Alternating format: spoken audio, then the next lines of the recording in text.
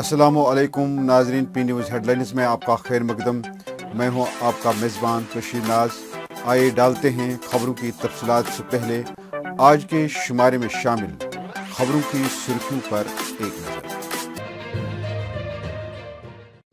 وزیر داخلہ امت شاہ کا دورہ جموں کشمیر، سیکورٹی کے سخت ترین انتظامات، سری نگر میں کرفیو جیسا سما۔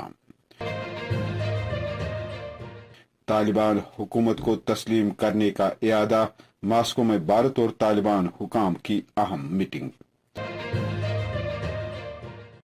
مرکزی ملازمین اور پینشن یافتگان کو مہنگائی بھتے کی منظوری، نریندر مودی کی صدارت میں کابینہ میں فیصلہ۔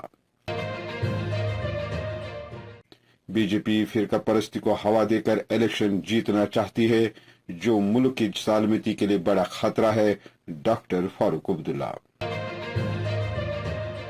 محبوبہ مفتی پر غلط اور جھوٹے الزامات لگانے پر ستیہ پال ملک کو 10 کروڑ روپیہ معاوضہ کے لیے ایک قانونی نوٹس جاری۔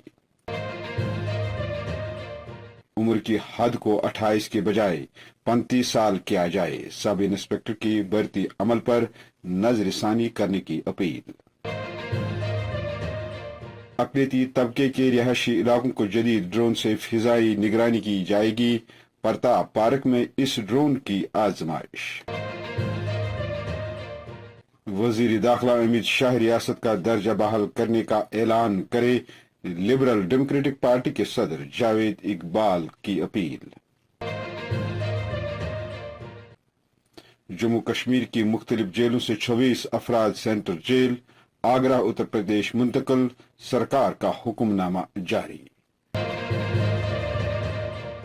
پونچھ کے بمبر جنگلوں میں ملیٹنٹ مخالف آپریشن 12ویں روز میں داخل، ابھی تک کسی عسکریت پسند کی ہلاکت کی کوئی اطلاع نہیں۔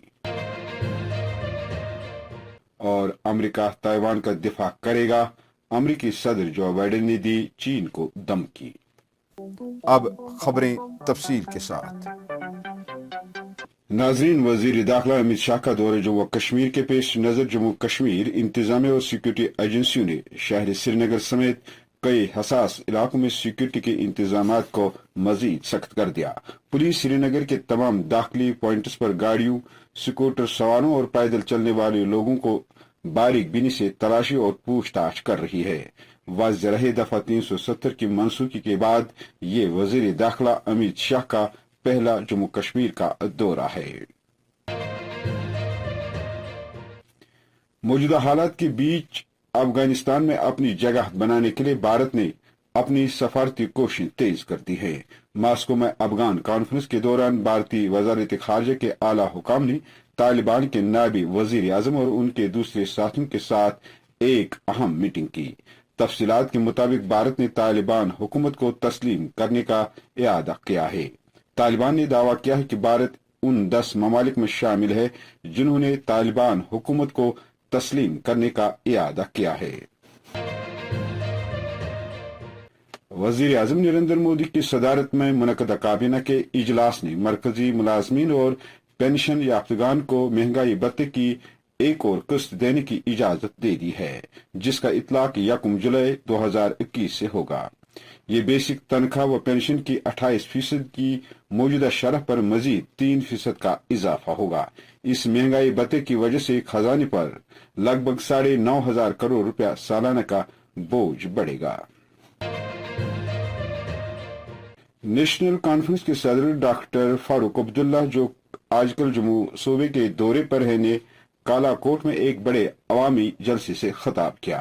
اس موقع پر محمد ایوب نے اپنے ساتھیوں سمیت فاروق عبداللہ کے سامنے نیشنل کانفرنس میں شمولیت اختیار کی۔ آج بھی فاروق عبداللہ نے بھارتیہ جنتا پارٹی کو نشانہ بناتے ہوئے کہا کہ بھارتیہ جنتا پارٹی فرقہ پرستی کو ہوا دے کر الیکشن جیتنا چاہتی ہے، جو ملک کی سالمتی کے لیے بڑا خطرہ ہے۔ ایمانداری سے میں آپ سے کہتا ہوں، اگلی حکومت آپ کی ضرور بنے گی۔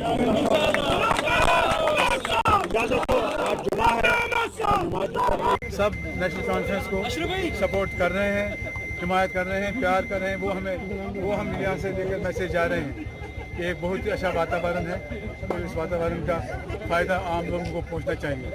اس کے لیے جو نیشنل کانفرنس کی ذمہ داری ہوگی وہ کام کرے گی. سے کام کرتے ہیں تو کام کرنے کے لیے نیشنل کانفرنس فاروق صاحب نے آج اجازت دے دی. آپ کھل کے کام کرو تو ہم آپ کے ساتھ ہیں. تو ہمیں یہی آشیرواد ڈاکٹر فاروق عبداللہ صاحب سے چاہیے تھا, وہ ڈاکٹر صاحب نے دے دیا. تو نیشنل کانفرنس کو مضبوط کرنے کے لیے آج سے ورکر تیار ہو گیا جی. محبوبہ مفتی نے سابق گورنر ستیہ پال ملک پر اپنی ساکھ کو نقصان پہنچانے کے لیے 10 کروڑ روپے معاوضہ دینے کے لیے ایک نوٹس بھیجا ہے.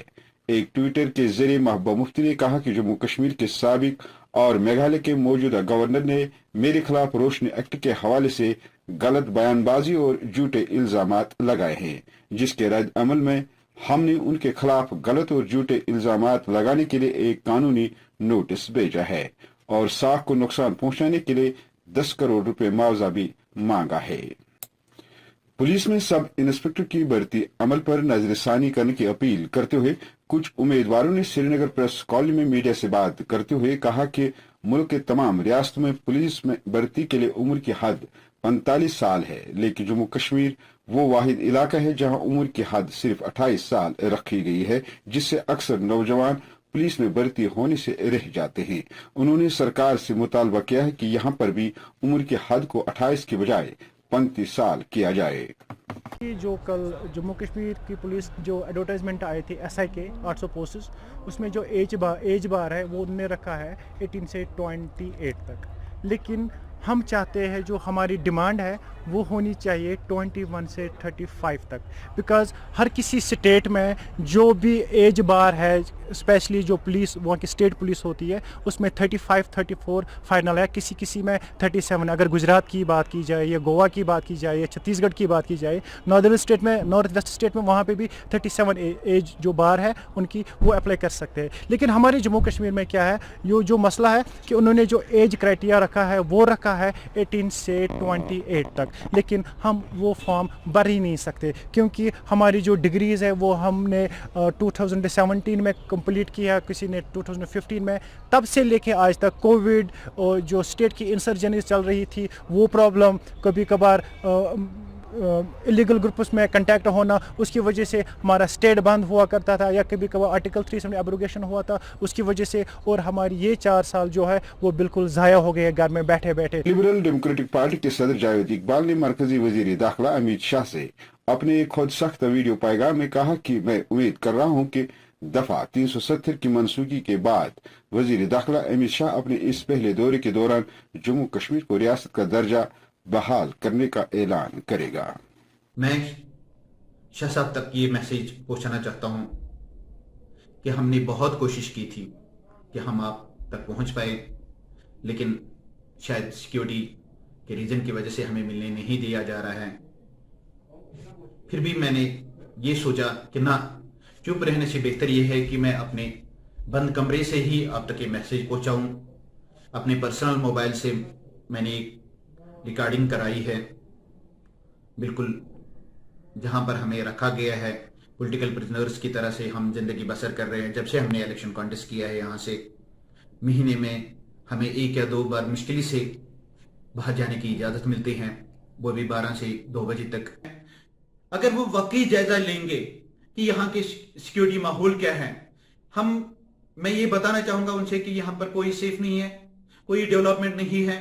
اور کشمیری آج تک یہ سمجھتے تھے کہ بھئی 370 یا 35A جو ختم ہوا ہے شاید ہماری بجائی کے لیے, جس طرح ان کو بتایا جا رہا تھا کہ بھئی 370 35A ختم کرنا ضروری تھا, یہ کشمیر کی بقا کے لیے, کشمیر کو بجا کرنے کے لیے, بے روزگاری کو دور کرنے کے لیے, ادھر تعمیر و ترقی کے لیے 370 ہٹانا ضروری تھا. اور کچھ حد تک کچھ لوگوں نے ساتھ بھی دیا تھا, خاموشی بالکل اختیار کی تھی, شاید کچھ اچھا ہونے والا ہے. لیکن آج 3 سال کے بعد جو ہمارے امیت شاہ جی یہاں کل آ رہے ہیں, دیر آئے درست آئے, اور میں یہ کہنا چاہوں گا شاید وہ کل اعلان کریں گے, ہم اس اعلان کا انتظار کریں گے کہ ایک تو وہ ہمیں ان قید خانے سے اجازت دی جائے کہ ہمیں باہر نکلنے دیا جائے, تاکہ ہم جو ہماری پبلک سے ہماری جو بات ہوئی ہے, ہم نے جو ان کے ساتھ وعدے کیے ہیں ایز اے پولیٹیکل लीडर्स कि भाई हम आप लोगों की बका के लिए, आप कोई बेहतरी के लिए हम आपकी आवाज बन के काम करेंगे। Government of India, government of जो ये यहाँ की एडमिनिस्ट्रेशन है उन तक आपकी बात पहुंचाएंगे और हमें इजाजत दी जाए कि हमें अपने अवाम तक मिलने का मौका दिया जाए। और उसके बाद जो यहाँ का एजुकेशन का माहौल है कि उनको बेहतरी लाने के लिए वो शायद बात करेंगे। जो यहाँ पर हॉस्पिटल का मामला है उसको बेहतरी के लिए बात करेंगे। यहाँ पर भी जो बेरोजगारी है उस बेरोजगारी को दूर करने के लिए बात करेंगे। यहाँ पर सिक्योरिटी के साथ साथ सारी चीजें देखने की सख्त जरूरत है। डेवलपमेंट, तामीर व तरक्की जो वादा है उस वादे को पूरा करने की कोशिश करेंगे। और उसके बाद जो उन्होंने वादा भी किया था कि जब भी मैं कश्मीर आ जाऊंगा 370 खत्म होने के बाद मैं स्टेटहुड वापस दे दूंगा। और मुझे पूरा यकीन है कल शायद वो 370 या 35A को खत्म करने के बाद जो पहली बार 3 साल के बाद आ रहे हैं शायद वो ये वादा अपना पूरा करके जाएंगे कि हमें स्टेटहुड वापस दिया जाएगा। नाजरीन, इसके साथ खबरों का ये शुमारा इख्तिताम को पहुंचा। अगले शुमारे में आपसे फिर मुलाकात होगी। खुश रहो, आबाद रहो, कोरोना से महफूज रहो। पी न्यूज़ को सब्सक्राइब, लाइक और शेयर जरूर करिएगा। दीजिए अपने मेजबान बशीर नाज को इजाजत। खुदा हाफिज।